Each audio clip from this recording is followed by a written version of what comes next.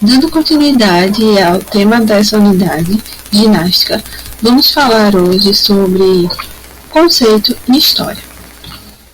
Bom, como vimos na aula passada, a origem da palavra ginástica vem do grego gymnastique. Foi a primeira menção à palavra ginástica na história. Esse termo, no grego, significa a arte de exercitar o corpo, e esse é o conceito de ginástica de uma maneira geral. Na verdade, a ginástica teve diferentes objetivos ao longo da história da humanidade, mas, resumidamente, sempre teve o foco de exercitar o corpo. Mas exercitar o corpo para quê? É isso que vamos ver daqui para frente. Como era a ginástica em cada período da história? Já vimos na aula passada como era a ginástica na pré-história. Na verdade, nessa época, ela ainda não era chamada de ginástica. Vimos que esse termo só foi visto pela primeira vez na Grécia. Mas, na pré-história, vimos as atividades que eram os primeiros indícios de uma ginástica. Agora vamos continuar. Na Grécia Antiga existiam as polis, que no grego significa cidade. As polis eram cidades-estados gregas. Como organizava-se a sociedade? Nessa época, as polis viviam em confronto por disputa de territórios. Por isso, todos os homens gregos eram preparados para lutar nessas batalhas, fazendo diariamente muitos exercícios para fortalecer seus corpos. As polis construíam assim exércitos fortes e resistentes. Os exercícios diários eram realizados nos ginásios. Essa palavra vem do grego gymnasium e significa escola ginástica. Eram espaços públicos onde as pessoas faziam treinamentos, praticavam exercícios, corridas, saltos, lançamentos, marchas, etc. E a tudo isso eles deram o nome de ginástica. Porém, nos ginásios também aconteciam outras atividades, como palestras e discussões sobre filosofia, arte, literatura, música. Os gregos achavam importante praticar atividades que estimulassem tanto o corpo quanto a mente.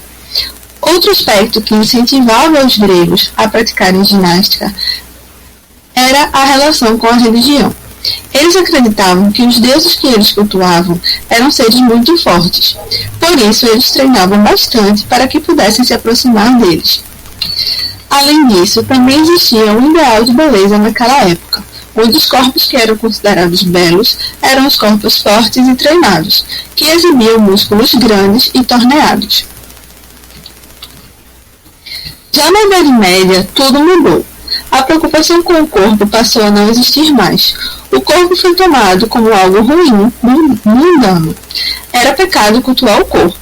Os valores religiosos da época, baseados no cristianismo, passaram a condenar aqueles que valorizavam o corpo e a vida terrena, pois o mais importante era cuidar da alma para que esta alcançasse a salvação. As atividades físicas passaram a ser menosprezadas, se o objetivo era cuidar do corpo. Eram estimuladas para fins militares, como é o caso das cruzadas, que eram expedições militares cristãs que tinham como objetivo reconquistar lugares sagrados. Por outro lado, começaram a surgir artistas de rua que faziam acrobacias com o corpo para divertir as pessoas e ganhar algo em troca. Essa atividade é o que vai originar posteriormente o circo, como conhecemos hoje. Nessa época, essas pessoas eram consideradas vagabundas.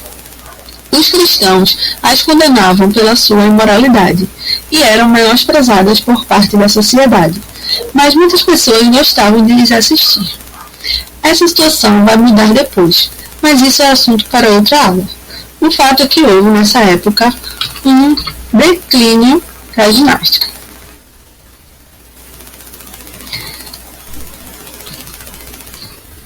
Na Idade Moderna, o corpo voltou a ser valorizado. Era considerado importante ter um corpo saudável, porque assim as pessoas conseguiam pensar melhor. Surgiu o movimento ginástico europeu, ou seja, uma organização que juntou diversas escolas ginásticas e conhecimento sobre o corpo para criar métodos, formas de se exercitar que fossem eficazes. Nesse período, realizaram-se os primeiros estudos sobre o corpo na área da medicina. A produção artística e científica aumentou e passou-se a ver obras de artistas renomados como Leonardo da Vinci que mostram o corpo e atividades físicas. Chegando na idade contemporânea, até os dias atuais, a ginástica está mais próxima do que conhecemos hoje. Veio a Revolução Industrial, período onde houve um crescente uso de máquinas para a produção nas indústrias. Isso afastou cada vez mais os homens de movimentos naturais que realizou desde os primórdios, o que o tornou cada vez mais sedentário, ou seja, realizando poucas atividades físicas. A ginástica nesse período é usada para dar um jeito nisso. Já que as pessoas ficam tanto tempo paradas, só controlando as máquinas, elas precisam ter um momento do seu dia para se movimentar, realizar exercícios. Por outro lado, começou-se a criar competições, e a ginástica e as atividades físicas, de uma maneira geral, passaram a ter um caráter esportivo. Nascem, então, várias das modalidades que conhecemos hoje em dia, ginástica artística e ginástica rítmica, por exemplo. O resto nós já sabemos, e vamos saber um pouco mais daqui para frente.